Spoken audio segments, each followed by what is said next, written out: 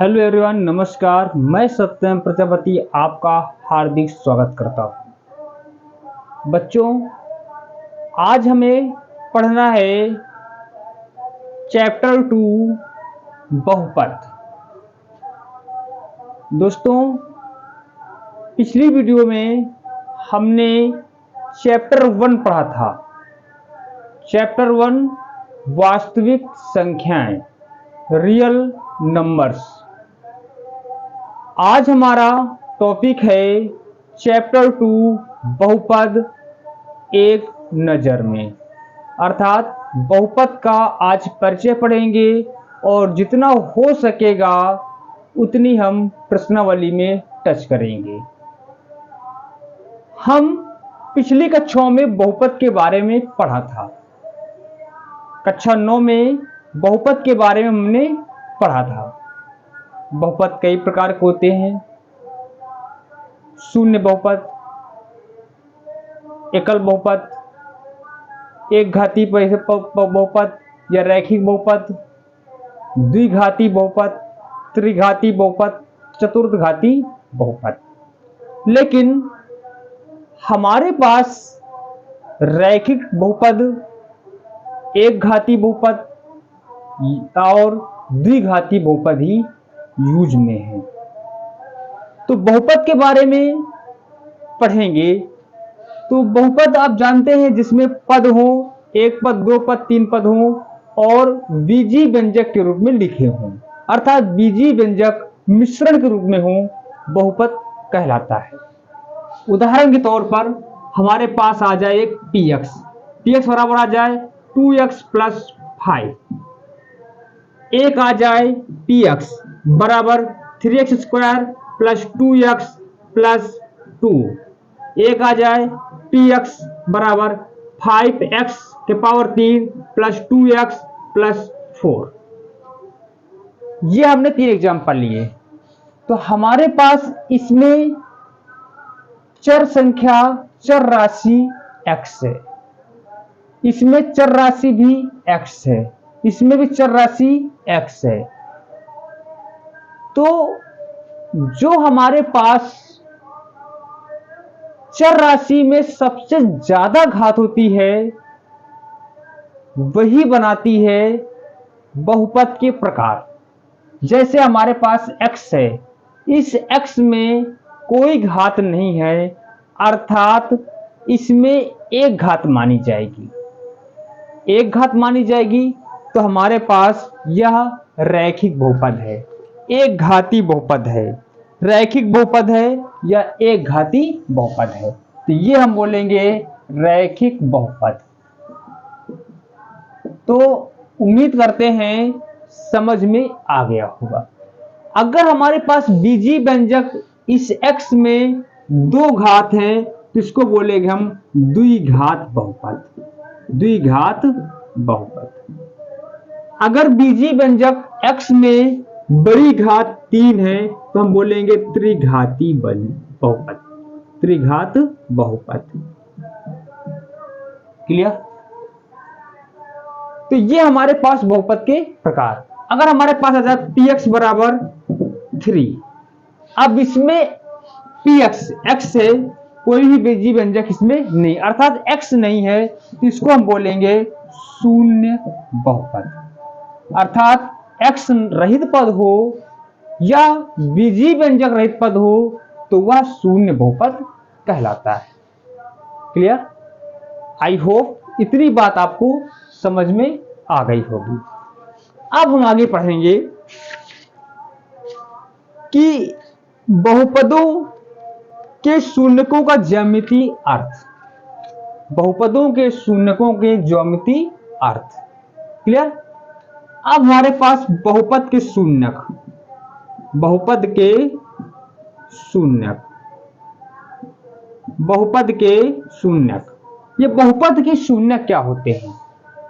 बहुपद के शून्यक जब चौथे चैप्टर में जाएंगे तो वहां पर आएगा समीकरण के मूल। वहां पर क्या आएगा? समीकरण के मूल। तो जो समीकरण के मूल और ये बहुपद के शून्यक एक ही चीज है, कोई भी अलग अलग चीजें नहीं है। क्लियर? तो बहुपद के शून्यक जैसे हमारे पास पी एक्स बराबर 3x प्लस 2 आ जाए, ये आ जाए, सपोज करो हमारे पास y बराबर आ जाए 3x प्लस 2, तो जब x बराबर हमने 0 रखा तो y बराबर क्या हो जाएगा 2। अगर x बराबर 1 रखा तो y बराबर क्या हो जाएगा 5। तो यही चीजें हमारे पास शून्यक होते हैं, अर्थात जो x और y की वैल्यू आती है उसे हम शून्यक कहते हैं। जो x और y की वैल्यू आती हैं उसे हम क्या कहते हैं, शून्यक कहते हैं। तो अब आते हैं शून्यकों के ज्यामितीय निरूपण, क्योंकि हमारे पास जो चैप्टर नंबर 2.1 है वो ज्यामितीय निरूपण है, और ज्यामितीय निरूपण बहुत ही सिंपल है। हम आपको 2 मिनट में समझा सकते हैं। अब देखते हैं, पहले हम आते हैं 2 मिनट में, क्योंकि सबके पास समय नहीं होता है और ज्यादातर ये क्वेश्चन पूछा भी नहीं जाता। तो हम बिल्कुल पहले आते हैं ज्यामितीय निरूपण कैसे पहचान करें कि इसके शून्यक कितने हैं। जैसे हमारे पास कोई क्वेश्चन आ जाए, इस प्रकार से आ जाए और इस प्रकार से कोई रेखा जा रही है। अब हमारे पास इस बहुपद में शून्यक कितने हैं, तो इस बहुपद में शून्यक 0 है, क्योंकि x अक्ष को काटता नहीं है। हमारे पास अगर दूसरा आ जाए, ये x अक्ष y अक्ष है, ये x अक्ष है, ये हमारे पास कितने शून्यक हैं, तो x अक्ष को एक बार काटता है तो इसके शून्यक 1 होगा। अगर हमारे पास आ जाए इस प्रकार से, तो x अक्ष को 2 बार काटता है तो इसके शून्यक हो जाएंगे 2। अगर हमारे पास अगर तीसरा क्वेश्चन आ जाए, इस प्रकार से आ जाए, तो x अक्ष को 3 बार काटता है तो इसके शून्यक हो जाएंगे 3। अगर हमारे पास आ जाए, ये इस प्रकार से आ जाए, 1 2 3 4 5 बार काटता है तो इसके शून्यकों की संख्या हो जाएगी 5। तो इसी बारे पे यही चैप्टर हमारे पास चैप्टर 2.1 रखा गया है। तो हम आते हैं इसके बारे में थोड़ा डिस्कशन करने कि ये किस प्रकार से होता है और कैसे होता है। तो दोस्तों वीडियो पे बने रहें और देखते रहें, पूरी वीडियो बहुत ही मजा आने वाला है और बहुत ही सिंपल तरीके से पढ़ाया जाएगा।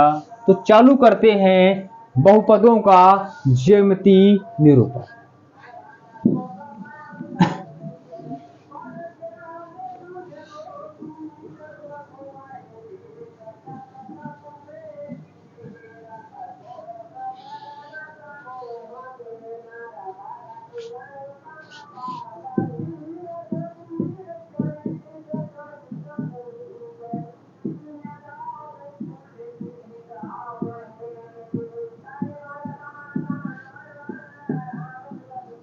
बहुपदों का ज्यामितीय निरूपण। तो हमने मान लिया एक बहुपद y बराबर 2x प्लस 3 है, एक बहुपद y बराबर 2x प्लस 3 है। अब इसके हमें ज्यामितीय निरूपण करना है, अर्थात इसे हमें ग्राफ में प्रदर्शित करना है। ये जो इक्वेशन है या जो बहुपद है, इस बहुपद को हमें किसमें भरना है, ग्राफ में भरना है। तो आप सबसे पहले इस प्रकार के एक डिब्बा बनाएंगे। ये हमारे पास एक डिब्बा बन गया, यहां पर लिखेंगे x, यहां पर लिखेंगे y और 2 खाने आगे शेष रखेंगे, जो हल करने का तरीका है। तो इस प्रकार का हमने डिब्बा बनाया और यहां पर आप ग्राफ बना लेंगे। ये x को डिनोट करता है, ये y को डिनोट करता है, ये x माइनस ये x डैश को, ये y डैश को निरूपित करता है। कक्षा 9 में हमने पढ़ा है, चैप्टर नंबर 4 में। क्लियर? तो अब हम क्या करेंगे, y बराबर है 2x प्लस 3, तो y का x का मान कुछ भी रख दो, x बराबर हमने 1 रख दिया। तो जब x बराबर 1 रखेंगे तो 1 दूना 2 और 2 3 5, y का मान आ जाएगा 5। जब x बराबर 1 रखते हैं तो y का मान 5 आता है। अब y का मान रखेंगे एक रख दो, y का मान एक रखेंगे तो एक बराबर 2x प्लस 3, तो 3 इधर आएगा तो 1 माइनस 3 बराबर 2x, तो 2x बराबर हो जाएगा -2, x बराबर क्या हो जाएगा -2/2, अर्थात x बराबर माइनस का 1, x बराबर क्या हो जाएगा माइनस का 1, तो ये हो जाएगा माइनस का 1। क्लियर? अब हम और भी मान रख सकते हैं, x के और भी मान रख सकते हैं। यहां पर आप खींच दो, नंबर लगा दो।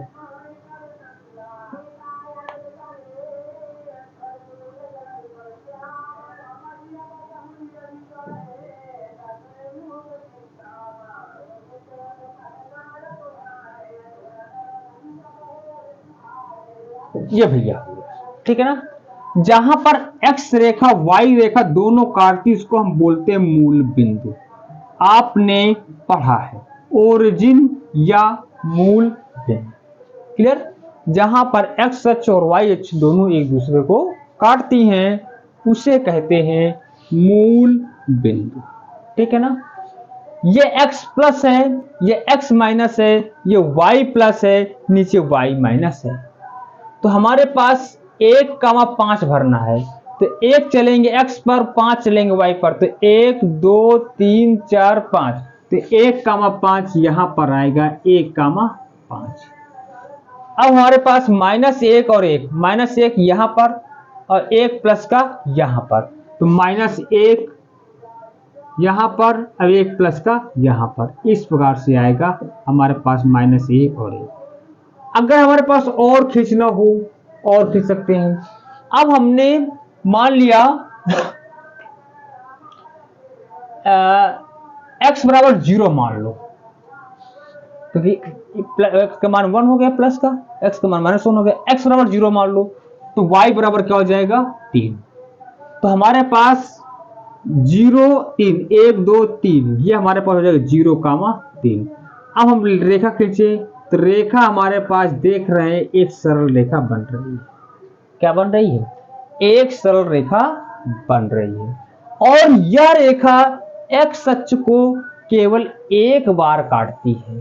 तो जब एक बार केवल काटती है तो इसे हम बोलेंगे रैखिक बहुपद। क्या बोलेंगे?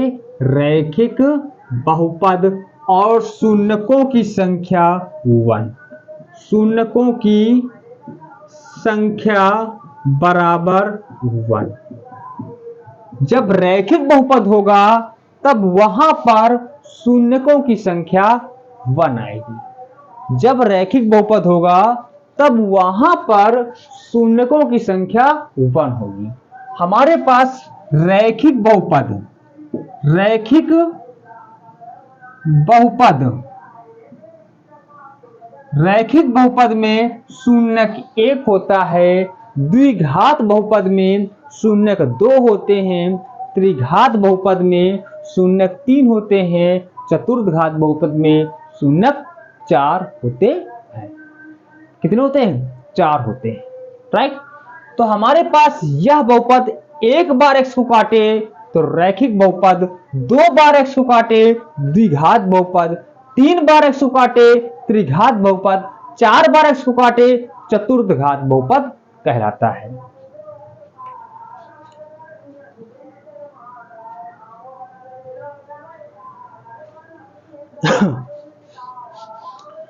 अब हमारे पास शून्यकों की संख्या यहां पर 1 लिखी जाएगी। इसके बाद हम आते हैं दूसरे एग्जाम्पल पे। एग्जाम्पल 1 हो गया रैखिक बहुपद का। अब आते हैं एक एग्जाम्पल और लेते हैं द्विघात बहुपद का।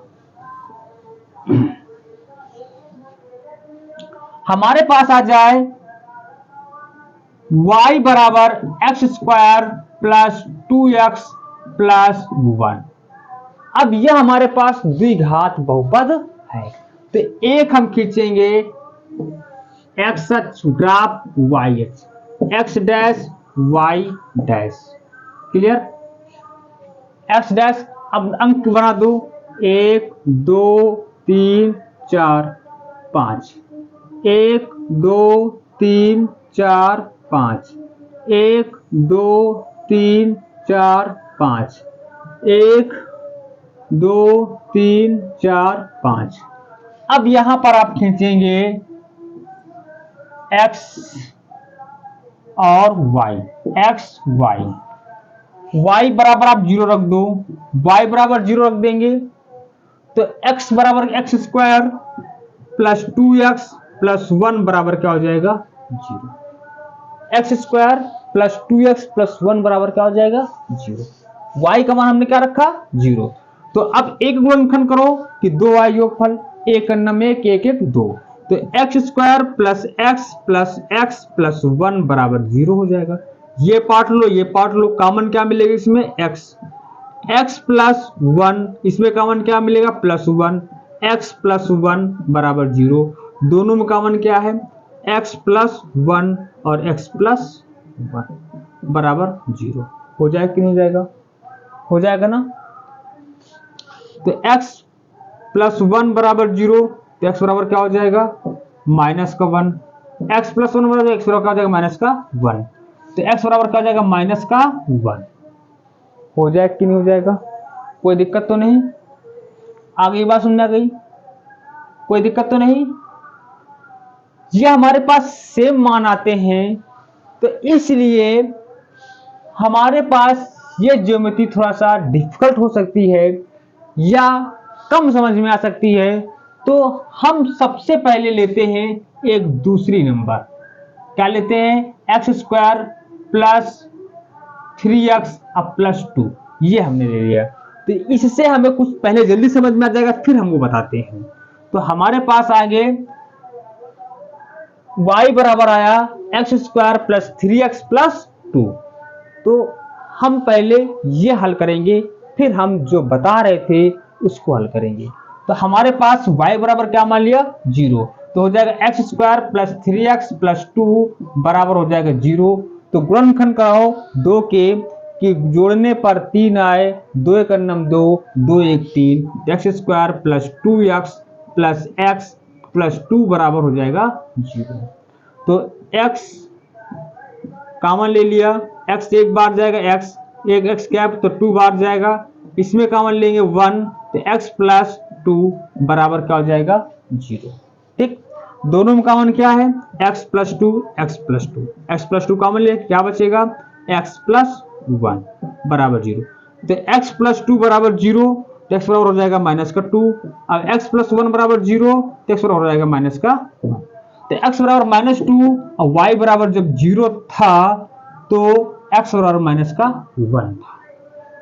ये हमारे पास क्वेश्चन था। आ रही बात सुन रही है। तो आगे x बराबर 0 कर दो, y बराबर क्या हो जाएगा 2 हो जाएगा। अब हम खींचेंगे पैराग्राफ, तो हमारे पास माइनस 2 0, तो माइनस 2 ये है 0 यहीं पर, तो माइनस 2 कामा 0, माइनस 1 0, तो माइनस 1 ये है 0, माइनस 1 कामा 0, 0 कामा 2, तो 0 ये है 2 ये है, तो हमारे पास 0 कामा 2। तो आप देख रहे हैं कि यहां पर x को 2 बार काटता है, x को 2 बार काट रहा है, x को 2 बार काट रहा है, तो इसको बोलेंगे हम द्विघात बहुपद। क्लियर। और जब द्विघात बहुपद होंगे तो शून्यक होंगे 2, शून्यक होंगे 2। आ रही बात नहीं, शून्य कितने होंगे 2 होंगे, और है घात कितनी द्विघात बहुपद। इसी प्रकार हमारे पास अगर 3 बार x को काटे तब वहां पर त्रिघात बहुपद होगी और शून्यकों की संख्या हमारे पास होगी 3। जब 4 बार काटे तब वहां पर चतुर्घात बहुपद होगा और शून्यकों की संख्या होगी 4। क्लियर। लेकिन हमारे पास अगर शून्यक सेम है तब वहां पर 2 की जगह 1 ही बार काटेगा, लेकिन घात बनेगी। जैसे हमारे पास जब पिछला वाला क्वेश्चन था y बराबर x square plus 2x plus 1, यहां पर x के 2 मान आएंगे और सेम आएंगे, तो यहां पर 1 ही बार x को काटेगा, लेकिन y के मान उसी प्रकार रहेगा। अर्थात ये हमारे पास द्विघात बहुपद रहेगा, लेकिन इसमें शून्य हो जाएंगे 1। आ रही बात, सुन रही? तो ये हमारे पास ज्यामिति देख के, ग्राफ देख के हम बता सकते हैं कि इसमें शून्य कितने होंगे। अभी कम समझ में आया तो हम आते हैं प्रश्नावली पे और सीधे से समझ में आएगा। तो हमारे पास प्रश्नावली है 2.1।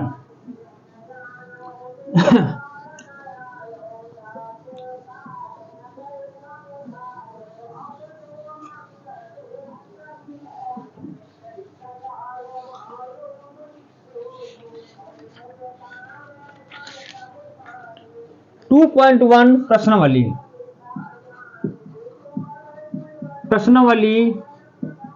2.1 लिखा है किसी बहुपद px के लिए y बराबर px का ग्राफ नीचे आकृति में दिया गया है। प्रत्येक स्थिति px के शून्यकों की संख्या ज्ञात कीजिए। तो हमारे पास शून्यकों की संख्या ज्ञात करना, पहले का पहला। तो हमारे पास क्वेश्चन इस प्रकार से है, ये x है, ये y है और ये हमारे पास कोई रेखा है। तो लिखेंगे क्या, x अक्ष को रेखा x अक्ष को नहीं काटता है, नहीं काटती है, अतः शून्यकों की संख्या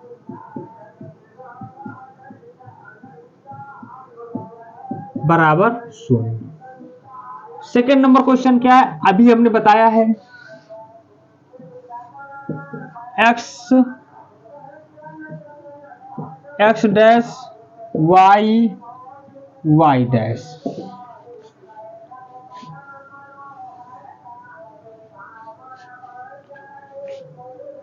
रेखा x अक्ष को एक बिंदु पर काटती है, अतः शून्यकों की संख्या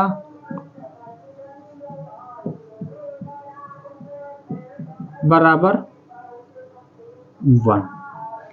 एक बार एक बिंदु पर काटती है तो शून्य कितने हो जाएंगे, 1। अब आगे आते हैं थर्ड नंबर पे। थर्ड नंबर हमारे पास है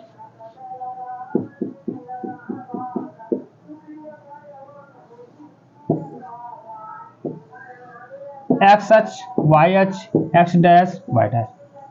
यहां पर रेखा, वक्री रेखा, यह रेखा x अक्ष पर दो बिंदुओं पर काटती है।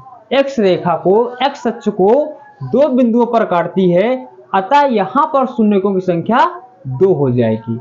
3 बार काटे तो 3 हो जाएगी, 4 बार काटे तो 4 हो जाएगी और 5 बार काटे तो 5 हो जाएगी। आई होप अब आपको समझ में आ गया होगा। अब हमें पढ़ेंगे अगला पॉइंट।